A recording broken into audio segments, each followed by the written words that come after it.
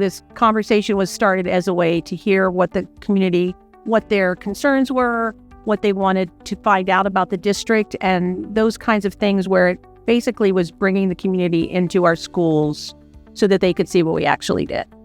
Yeah, I remember it as a parent, when they started up, there was different topics that specifically brought different groups in together to talk. And so it was very nice, not just being around other parents, but also people from the business community, people from the government, the various townships. It was really, really cool to bring that together on a specific topic.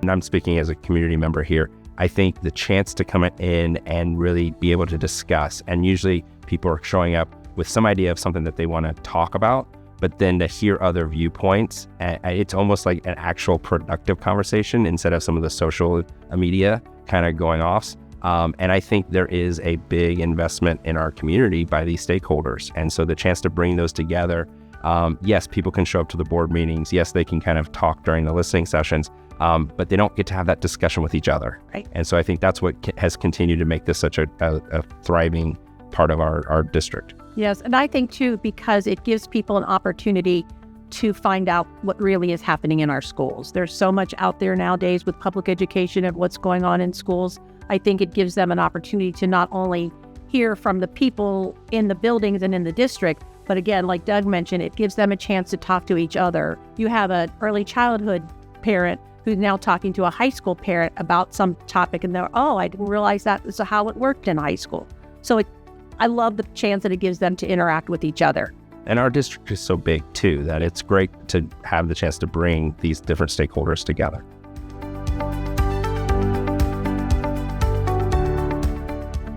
For me, again, it's a chance to talk to more community members. It's a chance to see more community members and have a dialogue and find out what the community is thinking. Because we can get emails and you can go to the listening sessions, but for me, it's more of a pulse on how many community members are out there feeling the same or feeling differently towards a subject or a topic. For me, that's why I love these community conversations. Yeah, for me, it's the chance to listen in on what's not a soundbite, but what's an actual discussion. The depth of the conversation and some of the articulation of the issues that were being faced helps arm me with being able to better talk about the issues and really what the issues were that they were facing. So really enjoy that ability to listen to a deeper, more richer conversation. And I like also that it lets people know that we really do listen and we really do care. We're not just making decisions, in a vacuum. We are making decisions based on what we hear in some of these conversations. In the past, people wanted all-day kindergarten. It was a lottery and you had to pay. And we heard from numerous parents how important all-day kindergarten was, and from educators on how important it is for all-day kindergarten for the future of that success of that student. So that's one of the things that came out of a community conversation. More specials for students, which was also important, came out of a community conversation.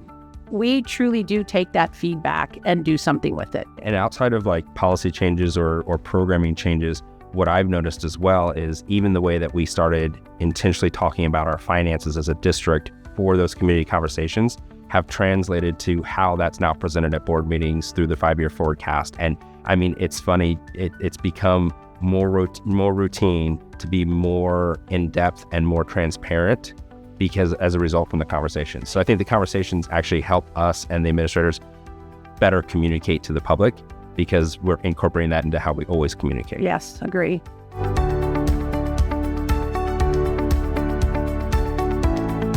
Going back to how large the district is, it is hard to make sure that you are seeing the wide swath of stakeholders that we have. And so, for someone like me who volunteers in schools a lot, that tends to be where I default is, what's going on in the schools. It is great. It is really great and reassuring and helps check me a little bit when I'm encountering people who haven't stepped into a Lakota building since it's separated into East and West, right? And that perspective, they are just as valued and their perspectives are just as important. And so community conversations like this and the other touch points we get, it's critical to have that input. I think it's super important because, as we know, a large portion of our community does not have kids in school. And the one thing about community conversations that I've enjoyed over the years is when it started, it was parents coming into the building. And now we see in community conversations that we have senior citizens, we have people with young children, we have community members that are business owners. We have more than just our parents stepping into a community conversation to talk to us about what they feel is important in the schools, and for us to let them know what's going on in our schools.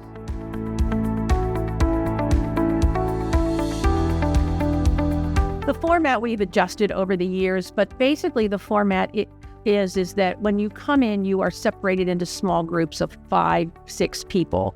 And there are usually topic questions, or there could be a presentation from an administrator, depending on what the topic is. And so you not only get to hear feedback from the district, but then you get to talk in your own little group of 5 and to understand what the other people in your group, what their passions might be. So you not only get to hear that, but then after that, you get to share that out on the larger group. So it's nice that they can talk to each other in a small group, but then eventually the whole group hears what each other has to say. And I think you get more dialogue in a small group than you do in a large group of people. If you're saying to somebody who wants to share, most times people do not, but in a small group, they will share with each other. Yeah, and I appreciate the investment we've made in the facilitation of those conversations so that you get a diversity of topics and there's not just a lot of groupthink around one big hot button issue. So as you break out into those groups, right, there's some intentionality around how do we make sure different groups are talking about the different issues that they've raised, so that when we collect back together, it's not the 10 groups all saying the same thing back, and it actually gets that richness of the conversation and helps capture some of the complexity of the issues or the topics that we're talking about. Right.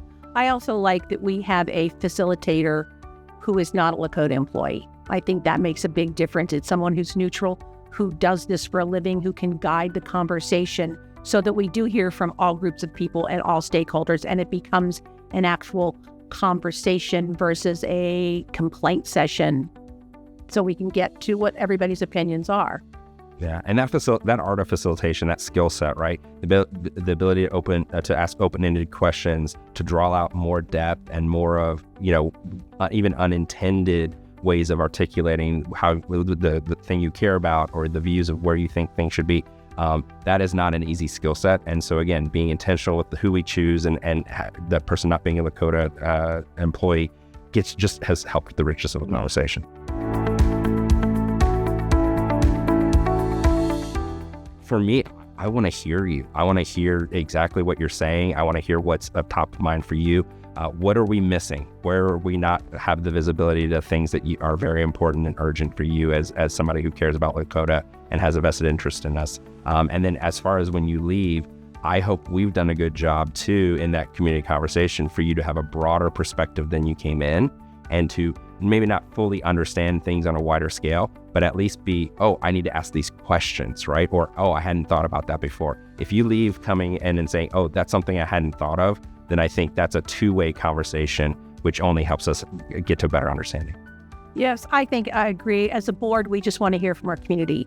We want to hear what they have to say. We want to hear what they think about our school district and what's relevant to them, whether it be a grandparent, a parent, someone who doesn't have children in school yet, but will have kids in school. The takeaway for me is, like Doug said, that they have a broader perspective of what we're doing as a district or within a building. And honestly, it's to help clear up rumors that you hear that we know are not accurate. It gives people a chance to understand what really is happening in our school, and for them to walk away and say, wow, I never knew that was happening. I never knew we were doing these great things in Lakota.